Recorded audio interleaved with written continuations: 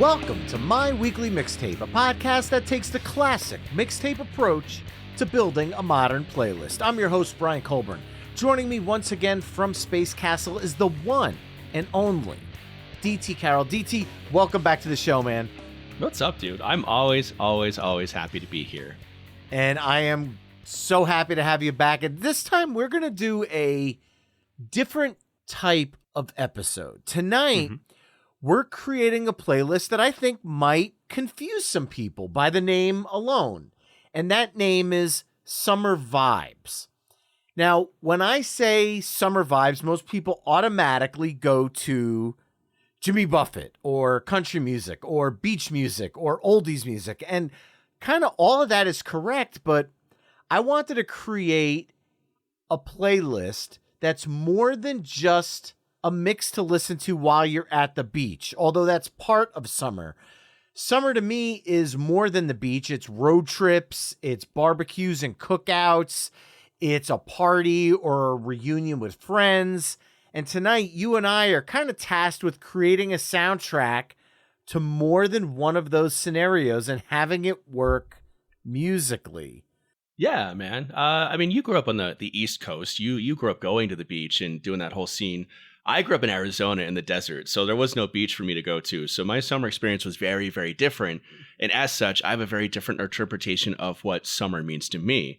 So when you and I started conceptualizing this episode, I was really excited because we're getting the opportunity to conceptualize and put together a playlist for not just people who live in California or Florida or whatever, but for kids like me who grew up in landlocked states and what that vibe and what those summers meant to them as well. So I'm super psyched to be here. I think this is going to be awesome. I think a lot of people are really going to love and appreciate what we're doing here.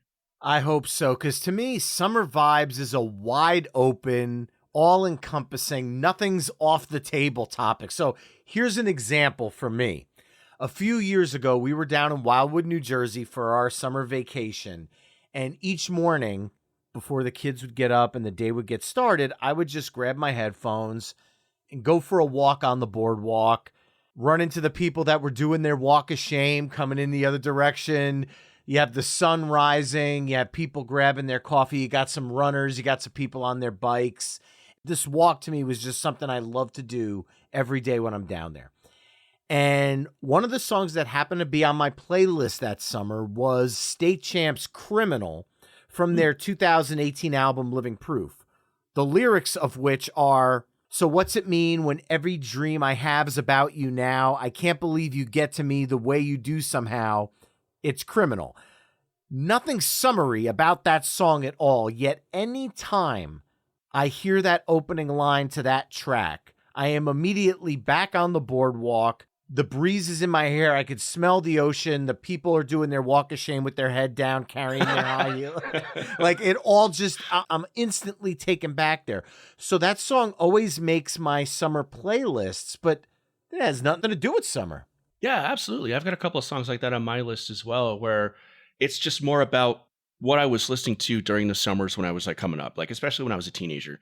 There's some tracks on my list that literally have nothing to do with summer, but they are so quintessential to my summer experience as being a kid, going to pool parties, going to Warped Tour, going to concerts, and all those experiences that aren't, well, they were for me growing up being traditional summer experiences, but not traditional summer experiences as you would think of them in a general sense. So I love that. I can't wait to see what you've got. I can't wait to show you what I've got. I think this is just going to rule. Well, let's get down to business. Tonight, as I mentioned at the top of the show, DT and I will be curating the ultimate summer vibes mixtape, and we'll use the old cassette deck approach. DT, as my special guest, will begin side A with his first song choice, and then I'll add a song that I feel best follows up that choice. We'll then flip-flop choosing songs until we've mapped out 10 songs for side A. We'll then give our mixtape a proverbial flip, and we'll map out side B, only this time I'll kick things off with DT choosing second. Our overall goal for the episode is to craft the best summer vibes mixtape possible through only 20 songs. And at the end of the show, you can take our conversation to the next level by visiting the episode page at myweeklymixtape.com to give our final mixtape a listen via the embedded playlist. And if you like what you're hearing on the show, you can help me out by either telling a friend, leaving the show a 5-star review wherever you're tuning in, or becoming a Patreon mixtaper at patreon.com/myweeklymixtape. There you can enjoy ad-free episodes of the show, become a future guest, and so much more. And several of the Patreon mixtapers chimed in with songs they would use to kick off our Summer Vibes mixtape, and I want to give a few shout-outs. Yeah. Seeker chimed in with Summer Nights by Van Halen, saying it's truly a great summer, beach, and party track, and Eddie is on fire as usual. So I guess fire, summer, heat, it all goes together. Chad Lamassa tried to cool things down, though, with the summer vibe, and he stuck with Van Halen, only he went with Ice Cream Man. Excellent pick. David Lee Smith said, well, you want summer songs, right? So he chimed in with Joe Satriani's Summer Song. So bravo, A+. He knew the assignment. He knew the assignment. He nailed it. Tom Hutchinson chimed in with Magic by the Cars, saying that summer is mentioned a bunch throughout the song.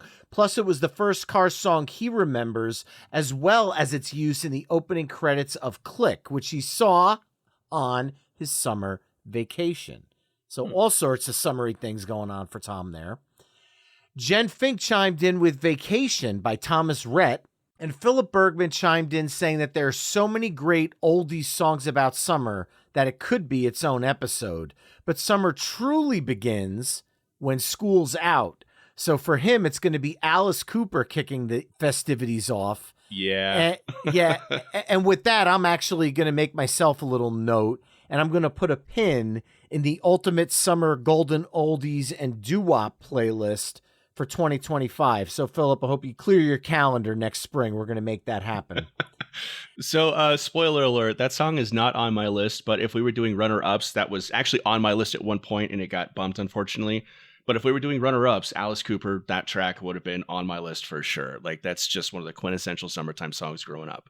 And I'm just going to applaud Philip because I didn't even have that one on my radar. So, bravo. I absolutely love the pick. Yeah. And just as a reminder, if you want to chime in for future My Weekly Mixtape episodes, you could join the Mixtaper family at patreon.com/myweeklymixtape. So DT, summer's here, the sun's out, the top's down on our proverbial convertible we're riding in right now, which means we need some tunes. So I'm officially pressing the record button on our mixtape, and the floor is yours. What song are you kicking off our Summer Vibes playlist with? All right, first of all, shout out to my boy Tom for that pick, Magic by the Cars, because my pick to kick off this entire shebang is Good Times Roll by the Cars, the debut track off their debut album, which ironically has also become like their greatest hits album because it's just one of the most perfect albums ever written.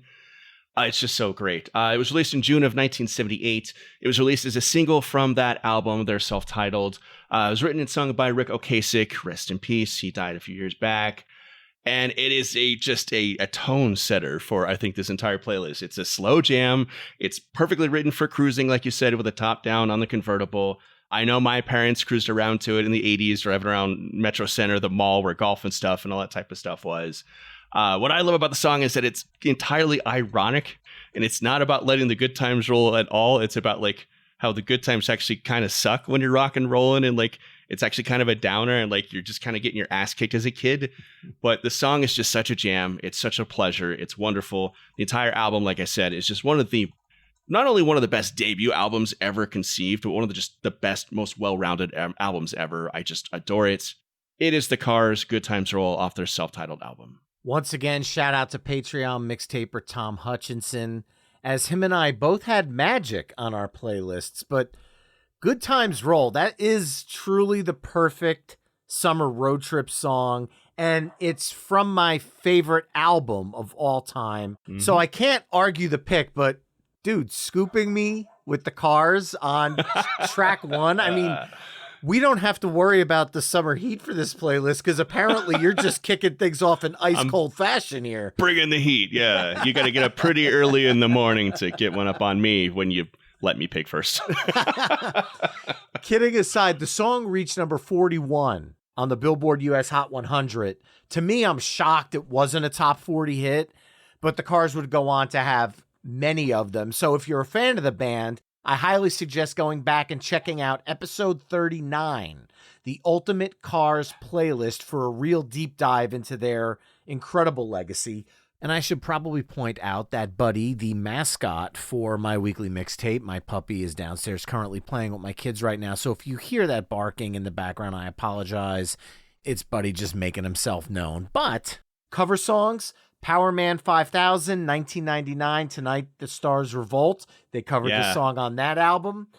And with that, I've talked about the Cars self-titled album on several podcasts, most recently the Ridiculous Rock Records Review podcast. I've talked about it on the IF and Love This Record podcast. I've talked about it on Pick a Disc podcast. I'm kind of like we're going to do an album episode about the Cars self-titled. Let's give Bryan and I'll talk about it 500 times. I love this album so much. But since you scooped it and you scooped my favorite album, I'm going to kick me off the podcast and ban me forever. Yes. Now I got to go find somebody to finish the rest of this episode. But no, what I am going to do is get my favorite artist out of the way so you don't scoop that as well. So we're going to bring Mr. Petty into the pick here, and we're going to stick with the Good Times Roll theme. And when you think about a Tom Petty road trip, let me think. Good Times Roll ends, and the opening guitar riff from Mike Campbell counts you down or walks you down into Running Down a Dream from 1989's Full Moon Fever, reached number 23 on the Billboard US Hot 100 and topped the Billboard Album Rock Tracks chart. Running Down a Dream is a quintessential road trip song. Yeah. And let's just be honest, when you take a road trip in the winter and it's cold, and you're like all bundled. I don't know if in Arizona, I mean, cold for you might be like 80, but here, that's Christmas weather right there. Yeah, actually, exactly. Literally. Yeah. So in New Jersey, when it's like 10 degrees with a wind chill factor of hovering around like 2 or 3, and you're driving up to New Hampshire where that's like the high and the low is like -20, and you're bundled up and you're going on a road trip, and every time you get out of the car, you got to throw your jacket on. It's not the same as when it's summertime and you're in a t-shirt and shorts with your sunglasses on, you roll the windows down, you turn the music up. That's a road trip. And Running Down a Dream, when I hear that song, I see a sunny, beautiful summer day. And Tom Petty is the one who's narrating it for me. It's a reason why every country artist ever name checks Tom Petty in their song. Tom Petty on the radio, I bet you 9 times out of 10 it's Running Down a Dream. Yeah. Like what's also interesting is like Tom Petty name checks, it's Del Shannon, isn't it? Yep. Runaway. Yeah, Runaway. Me and Del were singing Little Runaway. I love the pick. I love the album. I freaking love Tom Petty. That was what it was, a single off of his first solo album, like Post Heartbreakers. And he just knocks it out of the freaking park. Like, the song is just wonderful. The song's actually co-written by Jeff Lynne from Electric Light Orchestra, and would also be his bandmate in the Traveling Wilburys, which is one of my favorite bands of all time. Yeah, Jeff produced both Full Moon Fever and Into the Great Wide Open. And when you think about the work he did with George Harrison's Cloud 9, because you've got that Traveling Wilburys connection, Roy Orbison's album around that time, you had the Traveling Wilburys. Jeff Lynne had this kind of like super group that kind of spun off. It was like a Marvel universe of albums coming from the Traveling Wilburys, and Full Moon Fever was one of them. Yeah, dude, Jeff Lynne is just one of the all-time musical geniuses. Just fantastic. Everything around this song is genius. The production, obviously the guitar riff, Tom Petty just firing on all cylinders. The music video is one of the best music videos of all time. It's all black and white, animated in the style of the old Adventures of Little Nemo comic strips from way back in the day. The dude who's like in the car driving around with Tom Petty looks like Flip from that old series. It's just super psychedelic. Like, Tom Petty had like the best music videos in like the late 80s and early 90s too. This song is just wonderful. I agree. It's like one of the quintessential road trip songs, and thus one of the quintessential summertime songs too. Love the pick. It's perfect. All right. We got the Cars. We got Tom Petty. So right now we're kind of sitting in this classic rock road trip vibe. Where do we go from here? We're going to keep on with the road trip, and we're going to Detroit Rock City back in 1976 by Kiss. Yeah. So the track kicks in with one of the most killer bass and guitar riff combos ever. It's just iconic. It's insane. The song is, again, kind of ironic because it's about sort of the self-destructiveness of being a rock and roller and like drinking and driving and being a motorhead and like cutting in out of traffic and going to shows and being an ass and like driving home recklessly. And ironically enough, it's actually written about somebody who died in a car crash outside of a Kiss show in Charlotte in the 70s. And that's what kind of sort of inspired the whole theme for the track.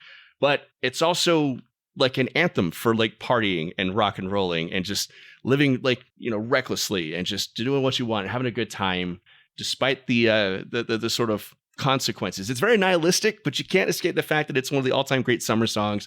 It's a great cruising song. It's one of the greatest rock and roll anthems of all time. Detroit Rock City by Kiss from back in 1976. It's got to be on the list. It has to be. I mean, they named the movie after it about the kids trying to get to the kid. Like that to me speaks volumes. And an interesting fact, the only place Detroit Rock City ever charted was in Canada, where it hit 99 on the Canada Top Singles chart. What? Canada knows how to party, man. They get down. I guess they're losing their minds in Detroit Rock City. But that said, it served as the opening to many, many, many Kiss concerts, including all of the stops on their quote unquote final tour. Because who knows? I don't know where this Avatar thing is going to land, but I'm certain there'll probably be some Avatarian performances of Detroit Rock City to look forward to in Kiss's future. I don't think Kiss is done. How many times have they said they're done and they come back like 2 or 3 years later? Gene Simmons, for as much of a musical genius as he is a greedy SOB, and that man loves money. They're going to be back on tour soon enough. I guarantee it. I think they should just do like a residency in Vegas. I think that'd be wonderful for them. And honestly, I'd be fine with them just saying, look, guys, we retired the costumes. Yeah. Go back to the late 80s, early 90s vibe and just go out there and play your instruments and play the songs for the people. Paul Stanley is like 75 years old. He doesn't need to be ziplining over the crowd anymore. Gene Simmons doesn't need to be trying to like hold a bunch of like flammable liquid in his mouth and spit fire. Like they could bring it down and just do like a chill show. I'd be down to see that, honestly. But I also bet you there'd be Kiss fans right now that are screaming and throwing their podcast listening devices across the room. Probably. And I understand that because the theatrics of Kiss are such a huge piece of that puzzle. But in my mind, if they were to go back and say, look, let's revisit the Unplugged era that we did with MTV and go out and do a tour with no makeup, I'd be open for that. Kind of strip the songs back a little bit. But anyway, cover versions from the 1994 Kiss My Ass classic Kiss Regrooved album. Mighty Mighty Boss Tones did a really cool punked up rendition of that track. Yeah, it's dope. Yeah. All right. So I guess then we're going to stay kind of in this road trippy vibe we got going here, but I'm going to bring it a little out of the heavier side of the rock and bring it a little bit more to the pop rock side of things. But, well, one of the songwriters, Jim Vallance, wrote on the Songfacts message board that when this song's demo was recorded, towards the end of the song, the singer sang a naughty little part. I which know what was you're talking about. Me and My Baby in a 69. Yeah. We had a laugh at the time, and then Bryan, who is Bryan Adams, decided to keep it when he did the final recording a month or two later from 1984's Reckless, Bryan Adams' Summer of 69, going completely on the nose with the whole summer thing. But Bryan Adams himself has said the song is actually not about the summer of 1969, but about having sex in the summertime. Yeah, and Jim Vallance, the co-writer, has gone back and said, no, it's about 1969, the year, I promise. So, but look, regardless of it's the year or the act, I guess it fits in summer vibes in some kind of facet for somebody out there. Sure. And look, the lyrics, when you think about the storytelling in this song, it gives you that almost nostalgic feeling of times past. And I guess summer does come with a lot of nostalgia. I know this is not a nostalgia playlist episode. Actually, we've got that coming up with our good friends at the Nostalgia Test later this summer, a whole episode about nostalgia. However, there are a lot of summer songs that feed into nostalgia because there are so many happy memories that revolve around summer. Yeah. I think there's a lot of melancholy memories that center around summer too. People think of summer as like this carefree time, but it's also sort of like a reset where you're also like thinking about what you're going to be doing next. Like whether you're a kid who's like going to prepare for the next year of school, you're a young adult who's about to prepare to go to college, or you've just graduated college and you got to think about getting a job and starting a career, or you meet somebody at school and you're thinking about, and very much with this song, Summer of 69, are you going to like settle down and like start a family and get married? Or are you going to like take your first six string and go be a rock star and like try and live that lifestyle? So yeah, it's very much like that sort of clean slate, but that clean slate also brings with it a lot of anxiety and fear just as much as it does excitement and that freedom. Yeah, completely. And just to add my cover song touch to this one as well, Bowling for Soup, 2000s, Let's Do It for Johnny. Great version of Summer of 69 if you want to check that one out. Yeah. Thank you for not including Boys of Summer.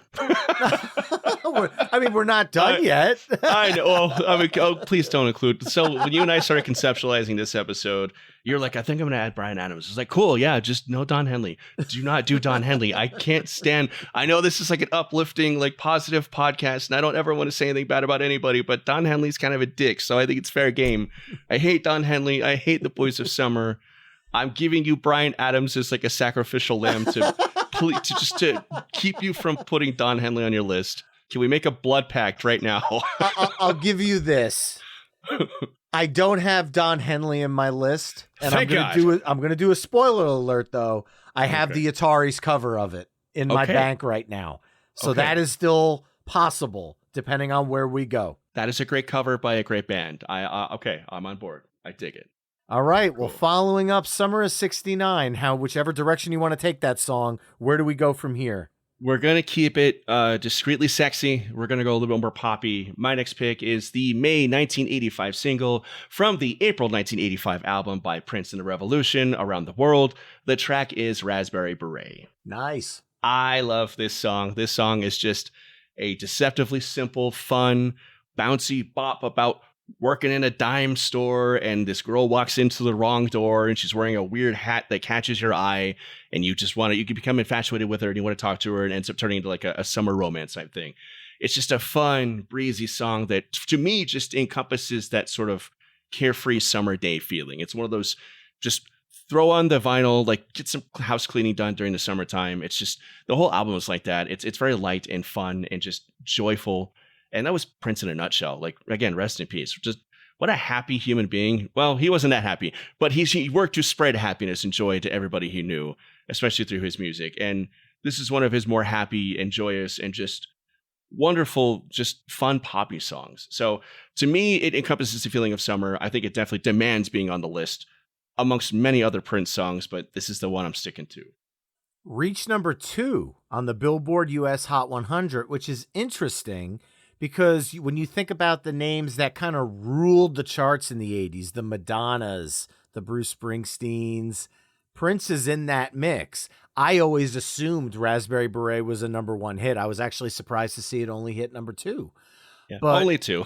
Only 2. I mean, that yeah. To him, that probably was like a massive failure because he was so just hit. Like it was, So, but regardless, the song's amazing. The album's amazing.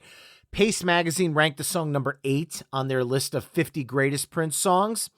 And American Songwriter ranked it at number 4 on their 10 greatest Prince songs. It's like I said, it's deceptively simple. It's actually very well written with a lot of strings and a lot of orchestration happening. And it's a very simple story with just an incredible arrangement behind it. Like that was Prince. Like he would write like the most like bomb fucking, excuse my language, pop song. And then you'd be like, this is dope. I gotta dance to this. And then you listen to the lyrics, it's like, holy crap, Prince, like you're a freaking genius. Like even the silliest, most irreverent songs he wrote were still like incredibly deep. And like there was a lot going on. And the man was just a bona fide genius, just insane. And other artists recognized it. Just like, again, sticking with my cover songs where I can kind of motif here. In 1990, Warren Zevon's Hindu Love Gods covered the song in that rock facet. And I'm not going to lie, this is the kind of cover you listen to Prince's version and then you listen to Hindu Love Gods version And if you play them back to back, you might not realize you're listening to the same song twice. Yeah. And I think Warren brought this Neil Young meets indie rock REM kind of flair to the track and kind of strips away the dance elements, but makes it powerful through the lyrics and the storytelling that Prince did in the original. Yeah. So again, a strong song can be translated many different ways. And I think that's a perfect example of taking the genius that is Prince and kind of adding your own stamp to it. And I love both versions. Yeah, and I love the fact that it's not just like a straight cover. It's a different interpretation. That's one of the things I love about really good cover songs. And Warren Zevon is just a genius in his own right, too. Like, that's somebody I could talk for another hour about. But I won't tie you up. We'll move on to your next pick, Bryan.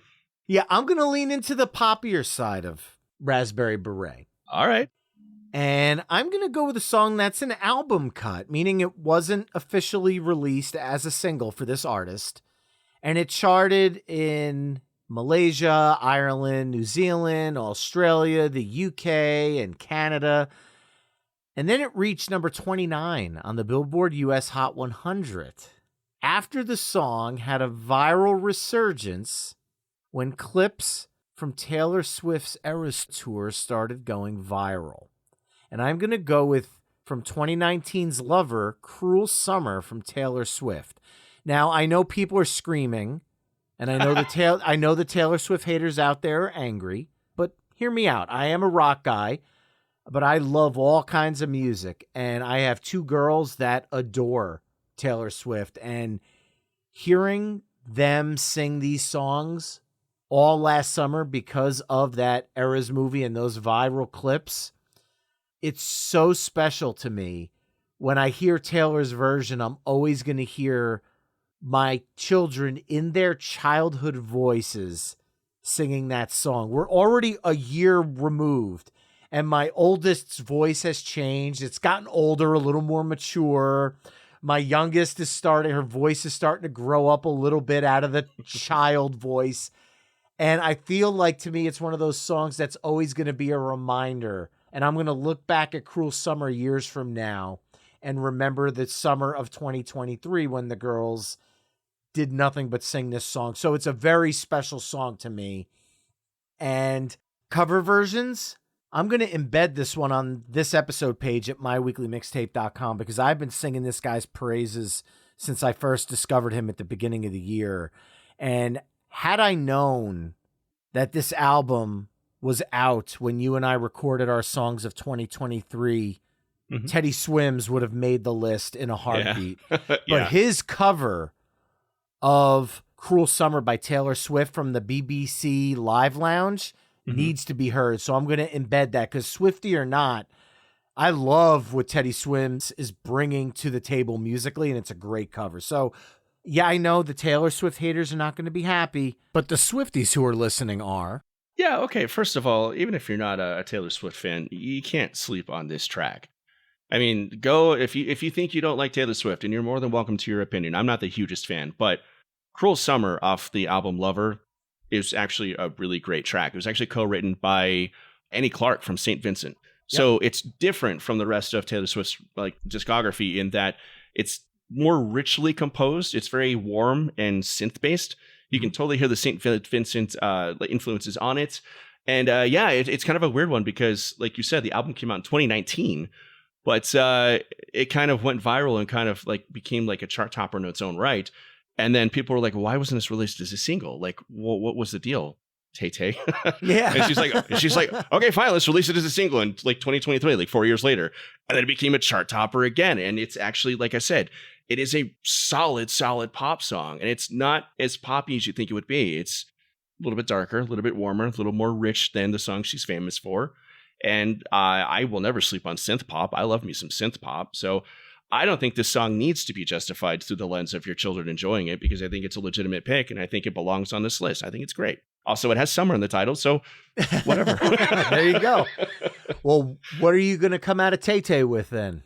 Okay, if we are going pop goddesses, we're doing, well, Cruel Summer's not really a dance song, but I feel like dancing, Bryan. You feel like dancing? It's Why Memorial not? Day as of recording this episode. I've had a couple of beers. I've had a great time talking with one of my good friends about music. I'm in a poppy, dancey mood. I'm going to keep that pop vibe going. It's Dua Lipa, Break My Heart. It was technically a 2020 release as a single from the album Future Nostalgia, but the song caught on that summer, and it actually was nominated as Song of the Summer by MTV Video Music Awards that summer. It dominated the airwaves and TV and everything everywhere. It's just an awesome song. It's got a killer hook, and I'll talk about that hook in just a second because a little bit of controversy about that hook. But the first time I heard the song, the first time I fell in love with Dua Lipa, I was actually visiting Colorado in 2020 during the summertime, and I was out visiting some friends and some relatives. It was like towards the sort of like we're kind of cooling off after COVID type of thing, and I just needed to get out of where I was. So I came out, spent some time with friends, did the whole safe social distancing thing, drank a lot of beers outside. But this song, every time we turned on the radio or got in the car, this song was playing, and I was like hooked. Like by the time I was done with the long weekend visit, like I knew all the words. And then I came back and I listened to Future Nostalgia, and I fell in love with the entire album. The album is fantastic. And then I saw Dua Lipa and I fell in love all over again because, my God, that is one of those beautiful women I've ever seen and one of the most talented. The song is just a full-on dance just anthem. It is just killer. The bop is there. The attitude is there. I love it. But there is that small caveat I talked about in that Michael Hutchence and Andrew Ferris from INXS have actually retroactively been added as songwriters for the song due to the fact that the main riff is very, very close to Need You Tonight by INXS. So it's like interpolation, I guess would be the term for it. If you go back and listen to both songs, it's very close. I don't think it was intentional, but it's one of those riffs that's just undeniable. So Dua Lipa had to like pay her dues and like issue the apology and, you know, do a little bit of kickback to INXS because Need You Tonight is a fucking incredible song too. But yeah, my next pick is Dua Lipa, Break My Heart off of Future Nostalgia. I think she just owned the summer of 2020, quite frankly. Reached number 13 on the US Billboard Hot 100 and topped the mainstream top 40. I'm going to be honest with you, DT. It was that syncopated riff that drew me to the song in the first place. And when you think about that from a songwriting situation, I kind of understand where Andrew Ferris and Michael Hutchence obviously came from. But if you remove that from the song, I think you kind of remove the heart and soul of the song. And there's something about it that Dua Lipa is not aimed at my age demographic. Or mine, honestly. Yeah, exactly. However, the hat tip to our generation pays off dividends because we then become fans of the respect that the newer artists are showing stuff we enjoy. Yeah. Another example of that being Ava Max, whose music I absolutely love. Like her song, My Head and My Heart, interpolates ATC's 2000 dance track Around the World, La La La La La. Yeah, and it worked there as well because people that remember the original kind of like the fact that it's kind of coming back. And you can even throw in Katy Perry's Con Calma, because that called back to Snow's Informer. It's definitely done intentionally to keep our age demographic still invested in what's new and hip, and it works, and I respect it because it was done well. But you have to pay your dues and exactly. Yeah. If you're gonna do it, just be honest about it. Like include them as songwriters on the track. She did it. She was honest about it. It was clean. All that said, this song's a freaking bop, and I love it, and it defined the summer of 2020 for me, and it has defined summer since, because I go back to it all the time. It's a pool party song. It's a dance hall song. It's a karaoke song, if you're brave enough, and I am. All right. But, I love the pick, so, yeah. And speaking about karaoke, we got an episode coming later this summer on the Ultimate Karaoke 101 playlist, so be on the lookout for that later this summer. A lot of Journey on that playlist. Maybe not. We'll have to see. But I'm going to keep this dance vibe going. And we're in summer, so it could get hot in the summer. So I'm going to play into that, literally. I'm going to go on the nose, literal Bryan here. And I'm going to go off of 1979's Bad Girls album. And we're going to bring in one of the queens of disco, Donna Summer, Hot Stuff, number one hit. U.S. Billboard Hot 100, ranked 104 on Rolling Stone's list of the 500 greatest songs of all time. and you think about the guitar solo from Jeff Skunk Baxter. Yes. Yes, Patreon mixtaper Philip Bergman chimed in for an older episode 70, the ultimate guitar solo episode with Jesse Dayton, and he had said that the solo on Hot Stuff is just as searing as any arena rock song that came out around that same time. And he's absolutely right. This is a rock disco song.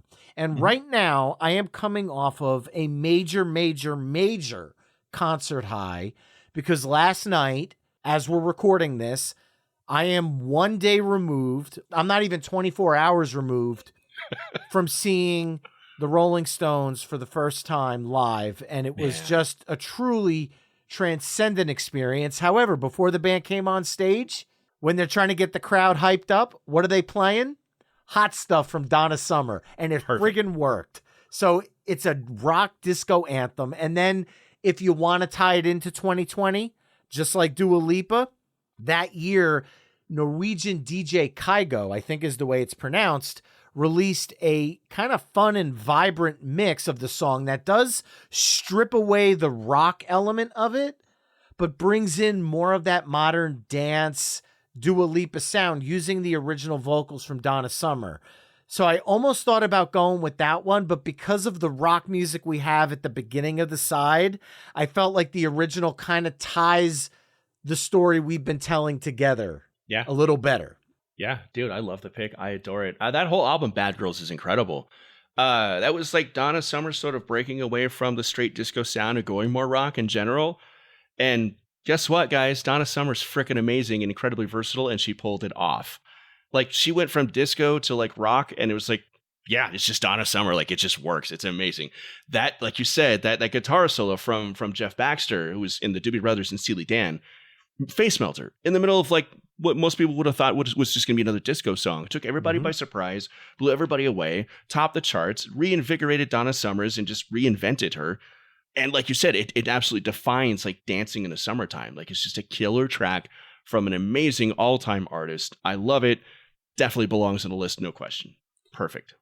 All right, we went from a rockin' road trip to a kind of a dance party. Where do we go from here?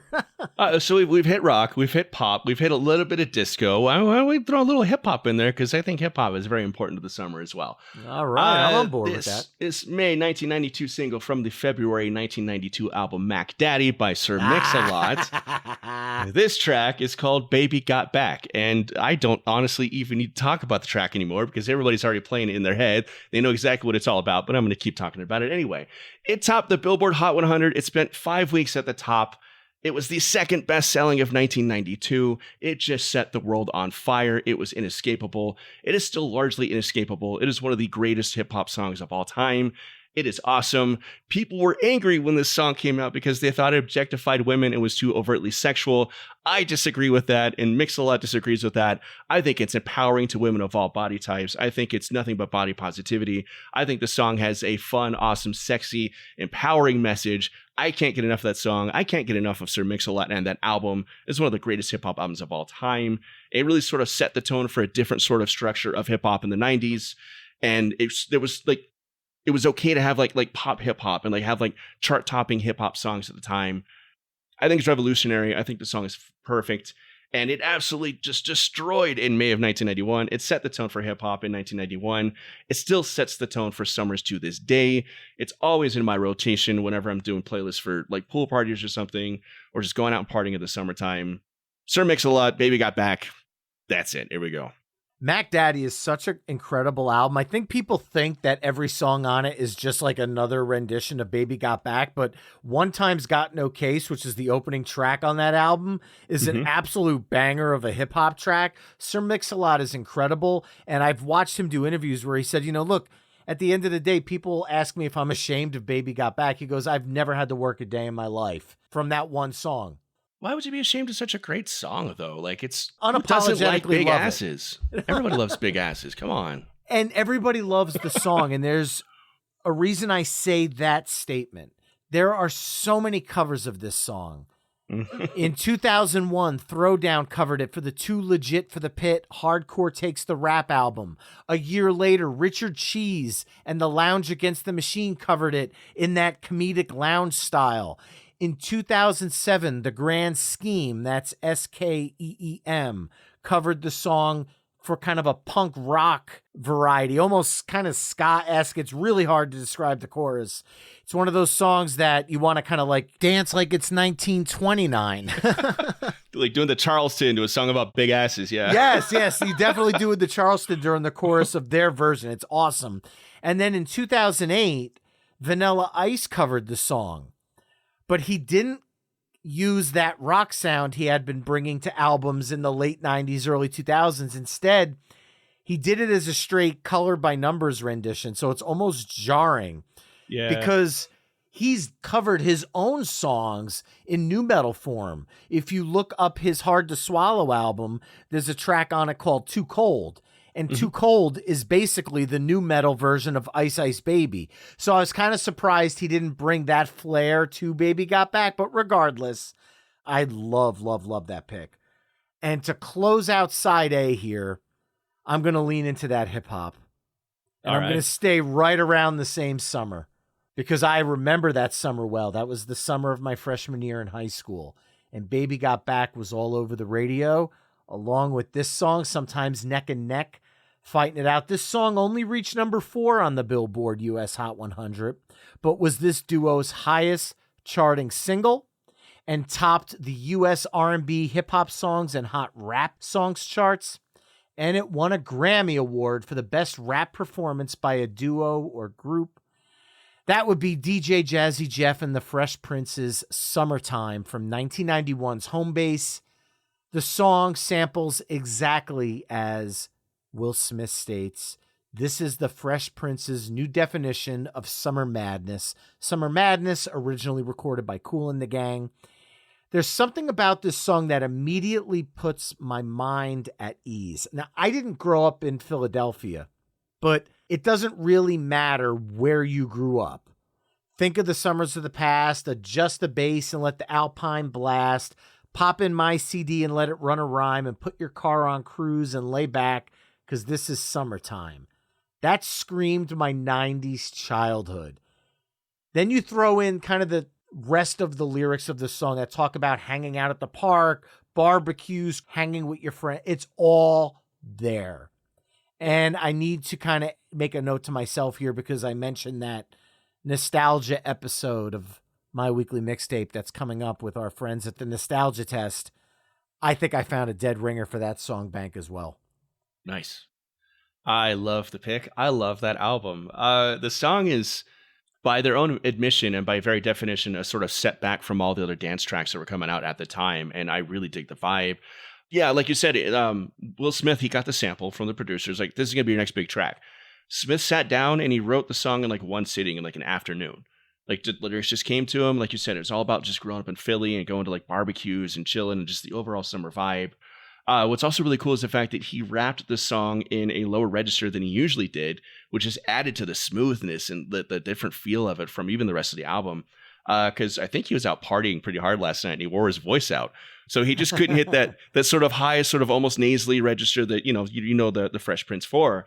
And it's actually sort of like a precursor to his rap career as he got older, like when he was doing like movie soundtracks and whatnot, because it's got that lower register, that sort of smoothness to it, and less of that sort of like high energy, like, almost like trying to get you riled up and almost kind of be obnoxious, sort of childish attitude. Not to say it was childish, but the vibe is there. But I love the track. It's summertime, man. It's the Fresh Prince and DJ Jazzy Jeff. Like, it belongs on the list without question. Just a great track, great album, awesome pick. Drums, please. And that, Mixtapers, concludes side A of our Summer Vibes mixtape, which kicked off with The Cars' Good Times Roll, Tom Petty's Running Down a Dream, Kiss, Detroit Rock City, Bryan Adams, Summer of '69, Prince, Raspberry Beret, Taylor Swift, Cruel Summer, Dua Lipa's Break My Heart, Donna Summer's Hot Stuff, Sir Mix-a-Lot's Baby Got Back, and DJ Jazzy Jeff and the Fresh Prince, Summertime. Head over to myweeklymixtape.com to hear all the songs we've discussed in this mix, through the playlist embedded on the episode page. And now we will start side B of our Ultimate Summer Vibes mixtape, and I get to kick things off this time. And we talked about how some oldies could factor into the playlist, and there was no place for us to fit any of that vibe on side A, but hey, new side, new vibe. So kicking off side B, I'm going to go all the way back to 1964. This song reached number 4 on the US Billboard Hot 100 and topped the Cash Box R&B charts. In 2010, it ranked number 487 on Rolling Stone's list of the 500 greatest songs of all time, which is way, way, way too low if you ask me. I am going with the Drifters, Under the Boardwalk. Quintessential. I love it. Please continue. This song leans into what I love about summer, with lyrics like, "From the park, you hear the happy sound of the carousel. You can almost taste the hot dogs and French fries they sell." When I do karaoke, I love singing this song. I love delivering that line, but that's the Jersey Shore to me. And I know the Jersey Shore is a different animal than other beaches up and down the coast, but to me, I could close my eyes and picture what they're singing about. And look, I could be on any beach anywhere and be perfectly happy, but the Jersey Shore just hits different because of my childhood. This song has been covered over 150 times, but since, as we're recording this right now, like I mentioned earlier, I'm still on a high from seeing the Rolling Stones last night, I'm going to point to their 1964 version, same year as the Drifters, that appeared on their 12 by 5 album. Just a perfect summer track as far as I'm concerned. Under the Boardwalk.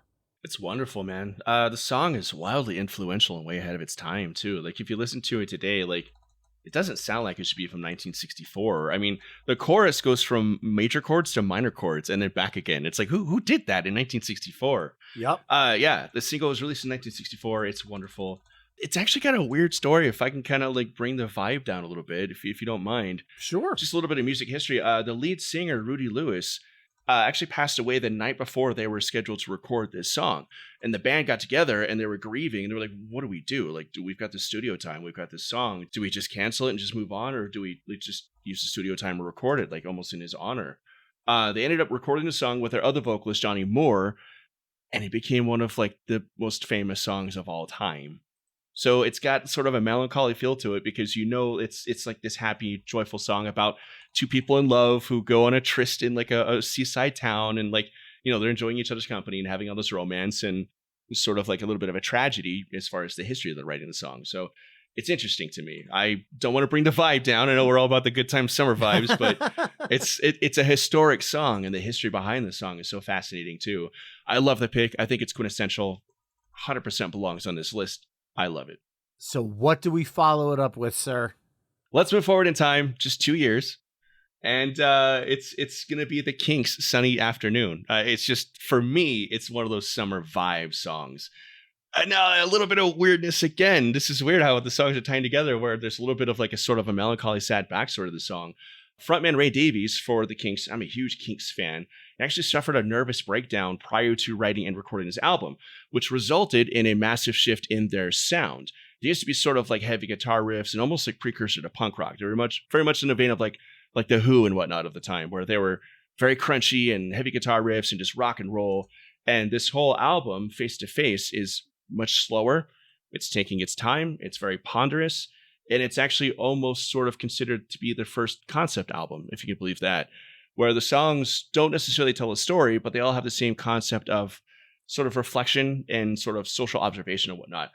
So the song is just a vibe. Like I said, the song is about a man who is kind of a piece of crap, obviously comes from old money, and he's just wandering around his very lavish estate, and he's drinking and just vibing, despite the fact that the IRS is taking away all his money.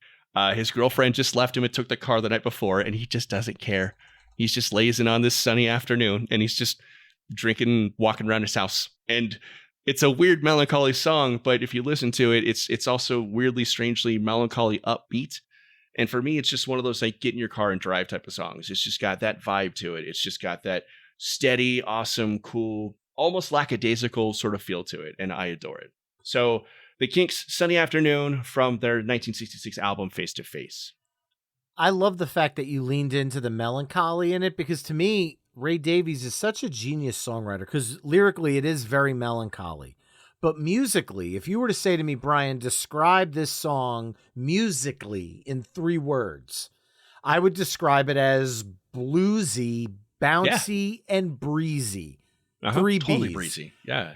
But the lyrics contradict that entire vibe, and it creates this tension that makes a really happy song kind of pull on your emotions as well, because you're trying to figure out how to feel.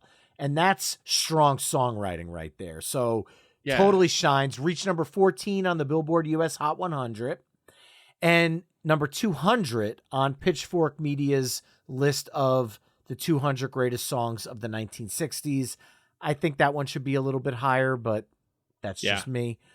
Coming out of that, I feel like we've gotten to a point now where we're talking summer vibes, and we haven't really leaned into, and I started to do it with the Drifters, but I really want to lean into what people think when they think beach and that side of the summer vibe. And there are so many artists you can go with here, and I want to cheat because I want to get so many artists in. I'm going to do just that, and I'm going to bring in a little bit of country, and I'm going to make the parrot heads happy at the same time. Okay. All right. I think I know where you're going with this. It could be a number of songs, actually, but...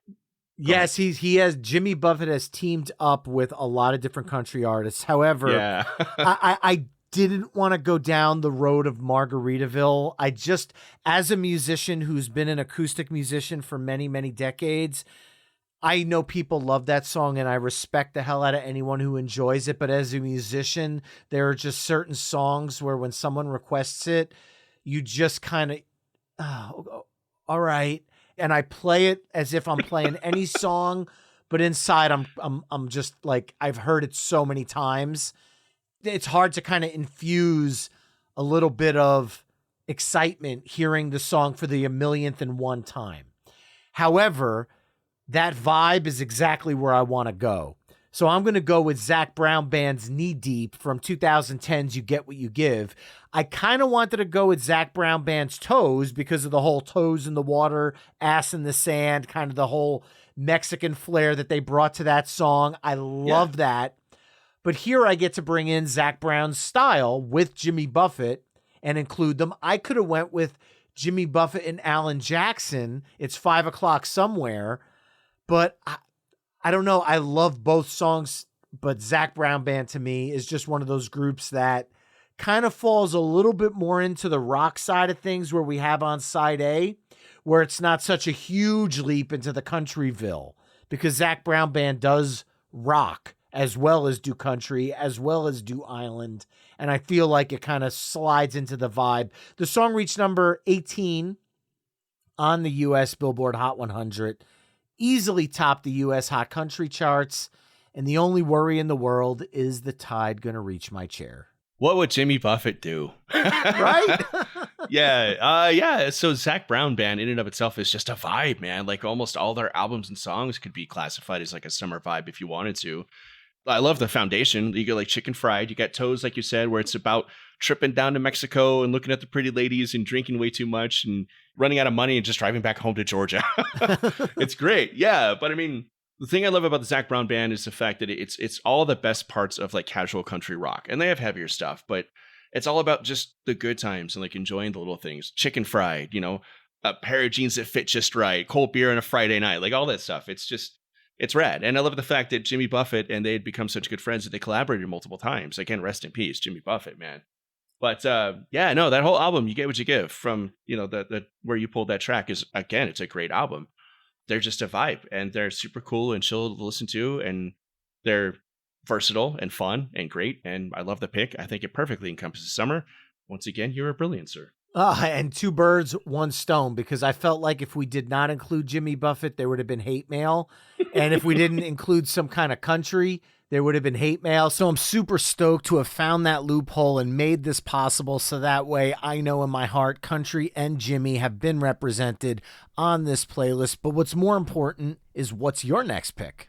Okay, so I'm gonna keep on with the sort of like rock vibe, but unfortunately, I'm not doing this on purpose. I swear to God, Bryan, I'm bringing down the vibe just a little bit. Unfortunately, yeah. So this track was a July 1996 single that was released, unfortunately, 2 months after the death of its lead singer in May of 1996.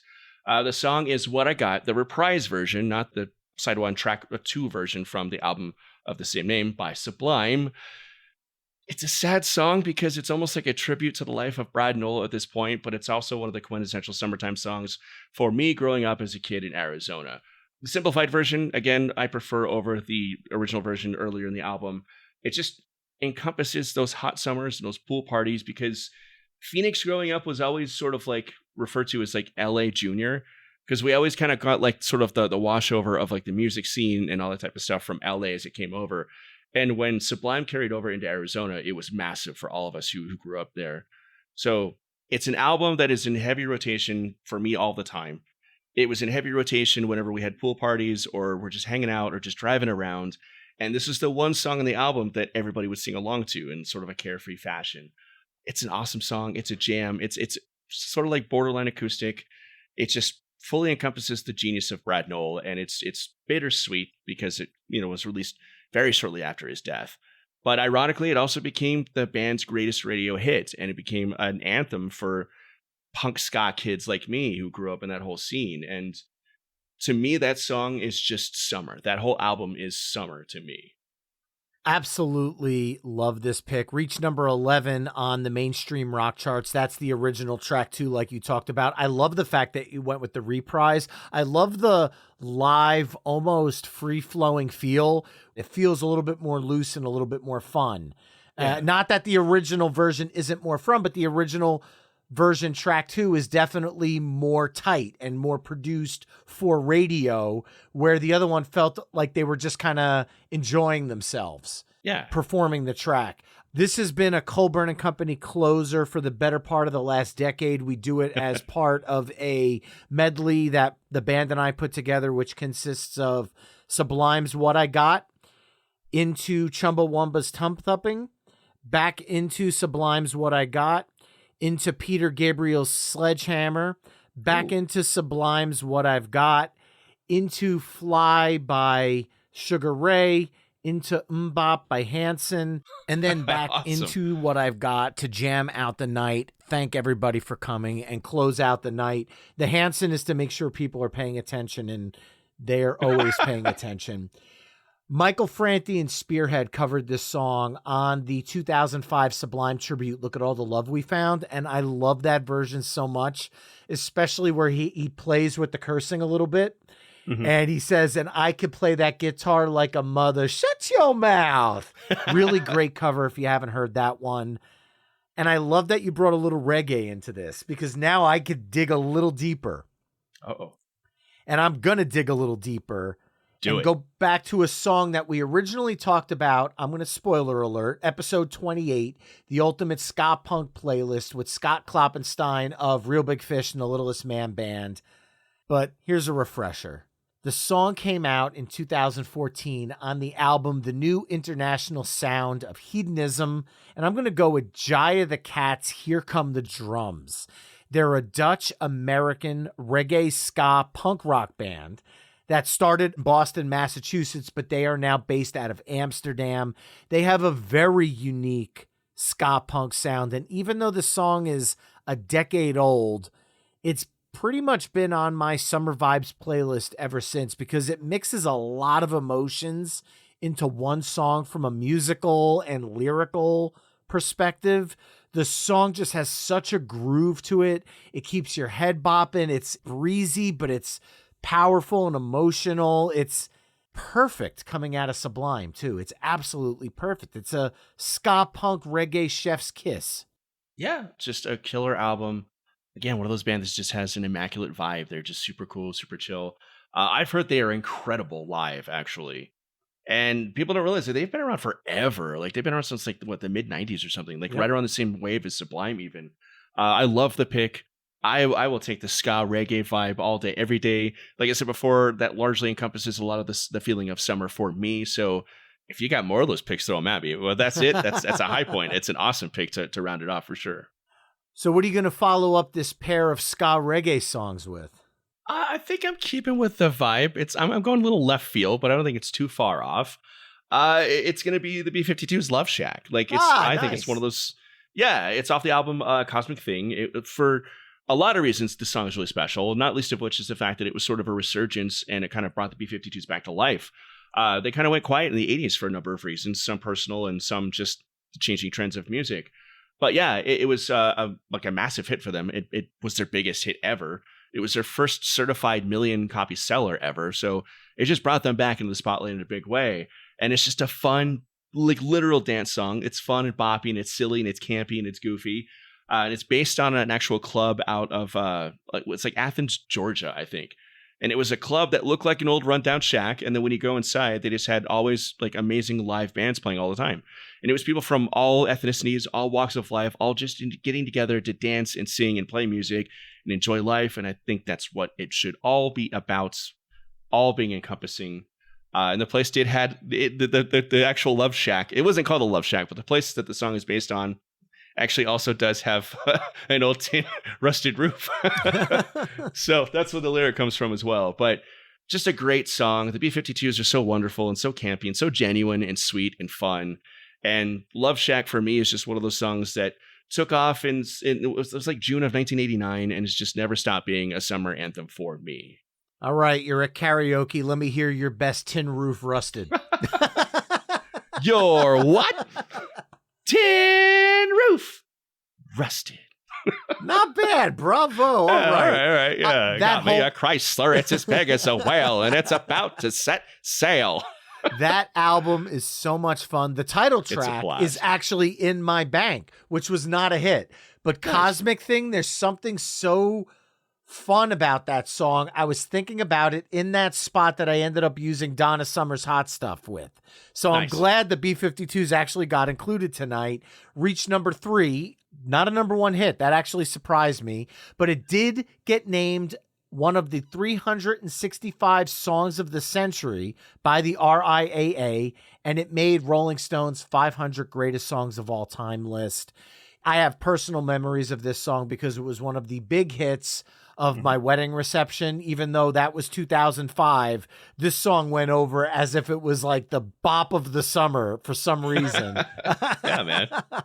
It's a great song. But I'm going to lean into this little bit of an 80s vibe, but I'm going to dive a little bit deeper into the 80s, but keep that dance vibe going.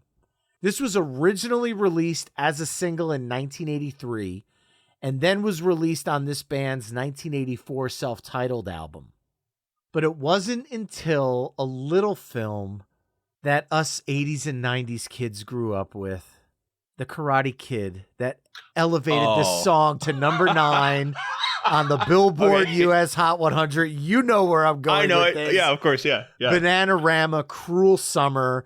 100%. I mean, this is the second time I'm pulling out a Cruel Summer for this playlist. We got Tay-Tay on side A. We got Bananarama on side B. So the full spectrum. It's a summary of Cruel Summer. We've got from Tay-Tay to Bananarama. In 1998, Ace of Base covered this song. And their version also was a top 40 hit. Only hit number 10, which was one step behind. It missed topping Bananarama by one spot. Yeah. I personally prefer Bananarama's version. I think it's timeless. There's an energy that still sounds fresh and original now. Point being, the Ghostbusters Frozen Empire trailer, the use of this song in that felt like we were listening to new music, but it's still a throwback to people our age, and it felt like it worked in 2024 in that trailer. Yeah. I think the song is timeless. I think you're absolutely right. I think it's one of those songs that you just immediately know from the intro that do-do-do-do-do-do-do. It's wonderful.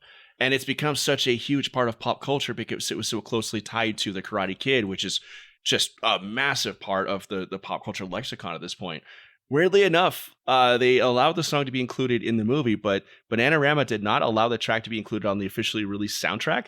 Yeah. But it didn't matter because the song still became a cultural phenomenon and did exactly what it needed to do for them. It became a massive hit. It's awesome. I also love the song because it's almost an anti-summer song. Like, it's not about like good times in the summer and hanging out, and it's like sweltering heat and the loneliness that sometimes come with summertime because you're off on your own. Like, you don't have your friends around, like people are on vacation, school is out, like you're on your own. And sometimes summer can drag on forever and feel cruel and terrible. And I mean, that lent itself as well to what, Daniel-san was going through in The Karate Kid, where he moved across the country. He was lonely. He was being bullied. He just felt like shit. He liked a girl who kind of thought he was a dipshit at first. But yeah, I love the song. And it's such an important part of pop culture, and it deserves to be on this list. It deserves to be on a lot of lists because it's wonderful. And the yin and yang again, poppy, breezy song, just like the Kinks earlier, with these darker lyrics. If you want to really feel those darker lyrics, look up, and I'll embed this over at the episode page at myweeklymixtape.com as well. Evanescence. Amy Lee did a piano-only cover for the Target edition of their last album, Bitter Pill. And the piano version that she does is so hauntingly beautiful. You could really pay attention to the lyrics, and it gives you an entirely new perspective on the track. I've never heard that, and I'm going to go listen to it as soon as we're done recording here because that sounds amazing. I just imagine Amy Lee's vocals just being like stellar and like melancholy and sad and just like, holy crap, I can't wait to listen to that. It's gorgeous. I might stop her right now and just go listen to that. Like, give me 5 minutes. I'm kidding. And you're going to thank me when you do. I promise you will text me saying, dude, that Evanescence song, thank you for bringing that to my life. Because the first time I heard it, I'm like, this is everything I love about Evanescence, and this is everything I love about cover songs. Yeah, and even on top of the cover songs, like Bananarama recorded like 3 or 4 different versions of the song just by themselves. So like, you can almost go make like an entire afternoon of listening to different interpretations of Cruel Summer, even like multiple interpretations by the band who wrote it. So just a song that everybody loves and gravitates to, and it's just so rife for reinterpreting and rewriting and coming up with songs or cover songs and whatnot. It's just such a versatile track. It's just great. So what are we going to follow it up with then? So this is funny. We're going back to hip hop, but we're staying with the upbeat, but also like the melancholy, like, wait, what is this song actually about type of lyrics? So an outright cultural phenomenon that was the lead single to the release of a double album by OutKast in August of 2003, actually. It was Speaker Box and Love Below. It was the lead release for the Love Below, which was Andre 3000's half of that dual release. It is Hey Ya. And holy crap, did that song take over the goddamn world when it was released. You couldn't get away from it. And thank goodness it was a great song because it was inescapable. It was everywhere. It's become a dance anthem. It is a karaoke favorite. It takes over weddings, like we said before about previous tracks. And what's wild to me is the song is like so upbeat and such a dance bop and such a jam, but it's all about like relationships being doomed from the start and like people of my generation having no idea how to keep a relationship together like our parents did. And it's like, what are we doing here? But at the same time, you just want to get up and sing along and dance. It's so genius in its dichotomy of delivery versus message. And I love OutKast in general, but this song is just great. And here's a weird thing. Here's a really weird thing. The song, because of the line, shake it like a Polaroid picture, it actually revitalized the Polaroid company who had filed for bankruptcy in 2001. They actually ended up refiling for bankruptcy in 2008, but they had a 7-year stretch or like a 5-year stretch where like they were selling cameras and their film like hotcakes because the song was so popular. So to say the song was a cultural phenomenon and a global massive hit is an understatement. It literally like affected the economy in different ways besides just selling records. Like, it's insane, but it's an awesome track that I think deserves to be on there. Not because it's directly associated with summertime itself, but just because it owned that summer in 2003, and it just continues to be a huge part of pop culture in general. Hey Ya is one of those songs that I liken to timeless wedding reception songs. A song that like September by Earth, Wind, and Fire. When you hear that, it's pretty much going to be played at every wedding ever. You've got Hey Ya by OutKast. You've got Uptown Funk. You've got Happy by Pharrell. This fits in that group of songs, and people recognize it. There are a lot of covers. I mentioned Richard Cheese earlier in the night and Lounge Against the Machine. on his 2004 album, I'd Like a Virgin, with the cover being a spoof of Madonna's Like a Virgin. He does a cover on that. Super Suckers did a cover on Devil's Food, a collection of rare treats and evil sweets that came out, I want to say in 2005. And Panic at the Disco, this kind of sucks because it's only a Spotify single, did a cover of it in 2018 for the Spotify singles. Yeah. Definitely an upbeat, put a smile on your face, feel good song. Yeah. As soon as I hear 1, 2, 3, like I got a drink in my hand and I'm going off to the dance floor. Like, here we go. Yeah. It's time for DT to embarrass himself. Well, hopefully I don't embarrass myself with my last pick of the night, but I'm going to stick with this fun vibe we've got going here towards the end. And I'm going to go back to 1986. And lyrically, could you speak to me as a human being more personally than a line like Summer Nights and My Radio? From 5150, I am going with Van Halen's Summer Nights, the first song recorded by the Van Hagar lineup of Van Halen, but sadly never released as a single. Once again, shout out to Seeker who chimed in with this one. I think he hit the nail on the head with his comments because it is really a perfect summer, beach, and party track. And he's right. Eddie's playing. There's no weather in Arizona that's as hot as Eddie Van Halen on guitar. I'm sorry. I know it gets hot over there, but yeah. Eddie definitely overcooks that. And no spoilers here because I like to try not to spoil when possible. Sometimes I do, sometimes I don't. But there's a mammoth-sized My Weekly Mixtape Van Halen episode, which is episode 46, that features Eric Senich of the Van Halen News Desk and Patreon mixtaper Cactus Pete. I'm not going to spoil if Summer Nights made the cut, but if this pick got your attention tonight, check out that episode for some kind of like Van Halen goodness. Yeah, this is a quintessential pick. This is a wonderful pick. 5150 had a lot to prove because David Lee Roth was no longer in the picture. They brought Sammy Hagar on, and a lot of people were like, is this going to even work? And guess what? It freaking did. And this song, like you said, should have been a single off this album because it's just perfect. It's one of the best summertime jam songs of all time. And this album became one of the band's biggest hits. I think it even topped like 1984, which is one of my favorite Van Halen albums of all time. Yeah, I mean, it's a great album all around.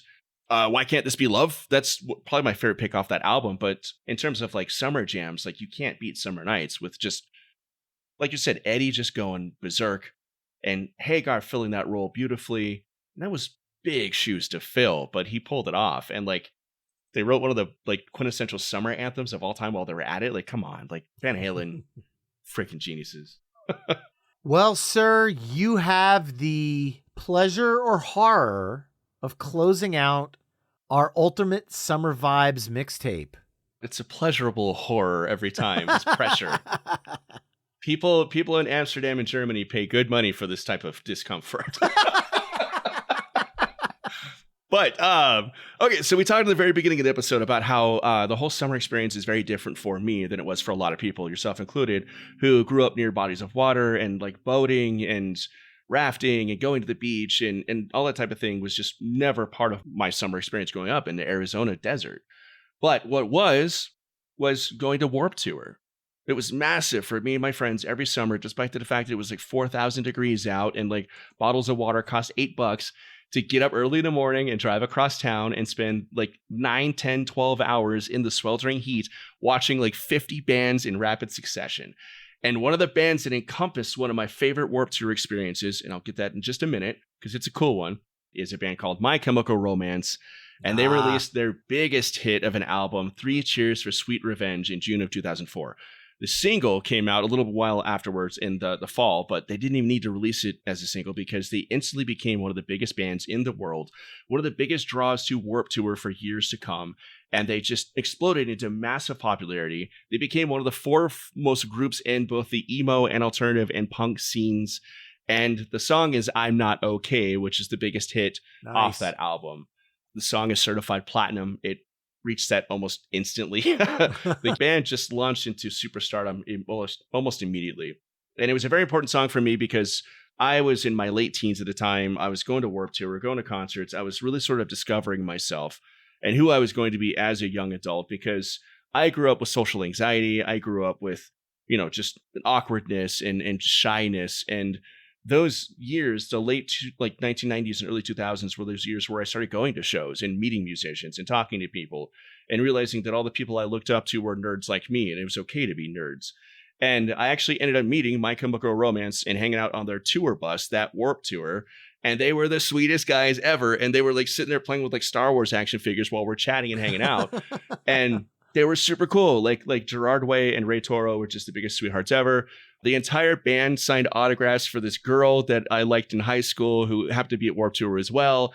And she flipped out over that. And they just were the kindest, like coolest dudes you can imagine.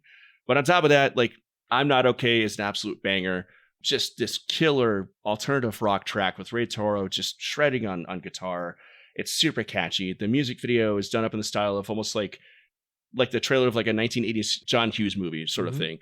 The schoolboy suits, everything just encompassed this full on sort of like coming of age feel. And that song just owned the radio and owned MTV and owned Warped Tour of that summer. It's been called multiple times as one of the greatest summer jams ever, both ironically and unironically. It's been voted as such, and the band kind of took that as sort of a gag and ran with it, and they still call it one of the best summer jams ever, as sort of like a pseudo ego thing, just to like get the crowd riled up. But it's a track that's just important to me because it just encompassed an entire summer. You couldn't get away from it on the radio, so we just fully embraced it, and it was always on the radio when we were like cruising around. They're incredible live too. They were one of the best bands I saw that day at Warped Tour.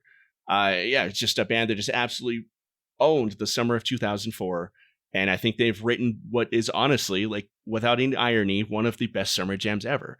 So I'm rounding out the playlist with I Am Not Okay, in parentheses, I Promise, by My Chemical Romance off of 2004's Three Cheers for Sweet Revenge. Making New Jersey proud. People don't realize there is a great punk scene in New Jersey. Oh, yeah. My Chemical Romance, You're Welcome, World. The Gaslight Anthem, You're Welcome. The Bouncing Souls, You're Welcome. The Misfits, going way back, You're Welcome. Like, there was some great music coming out of New Jersey, and My Chemical Romance was out cutting their teeth in a lot of the bars and clubs that my bands would play all the time. So I would see them in the Aquarian and EC Rocker, and I started seeing them getting spots on different shows, and it's like, oh, they're starting to get bigger and bigger and bigger, and then they exploded. And you love to see that because these are bands that played on the same stage as you did. So as another band at the time, it gives other local bands hope, because if you can find what connects with people, New Jersey is a hotbed for great music, and they proved it with this song. Reached number 86 on the Billboard US Hot 100. It was a Hot 100 punk hit. Yeah. And that's crazy. Awesome. It's right. And an awesome way to close out, because it kind of goes back to the rock side of side A. But we closed out, I think, our Summer Vibes playlist in fashion, as side B kicked off with the Drifters, Under the Boardwalk, the Kinks, Sunny Afternoon, Zac Brown Band with Jimmy Buffett, Knee Deep, Two Birds, One Stone. That part is me, not the song title. Sublime's What I Got, the Reprise version. Jaya the Cats, Here Come the Drums. The B-52's Love Shack. Bananarama's Cruel Summer. OutKast's Hey Ya. Van Halen's Summer Nights, and My Chemical Romance, I'm Not Okay. Head over to myweeklymixtape.com to hear all the songs we've discussed in this mix through the playlist embedded on the episode page. So DT, you've been on this show many a times, but why don't you remind people a little bit about Space Castle and where they can connect with you? Sure, yeah. You can find me on YouTube at Space Castle Show, or you can just look me up at spacecastle.net. I'm doing YouTube videos that explore all kinds of nerdy subject matter on a regular basis. I've been doing them every other week. I'm going to start breaking into weekly videos and doing short form videos on top of the more story-driven videos. But it combines my love of graphic design, my love of film production — I went to film school — with my love of all things nerdy. I have a blast doing it. The reception to it has been amazing. I'd love it if everybody listening today would want to jump on board and hang out with me and talk nerdy stuff. Well, I always have a blast having you on the show, man. Thank you so much for joining me again on My Weekly Mixtape. Look forward to having you back very soon.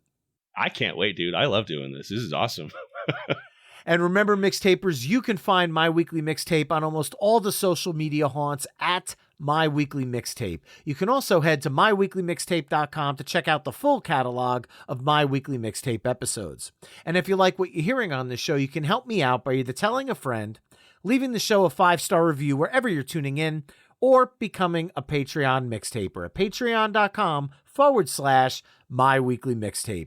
There you can enjoy ad-free episodes of the show, chime in on upcoming topics, become a future guest, and so much more. That's all for this week. Thanks again for listening, and until next time, enjoy the tunes.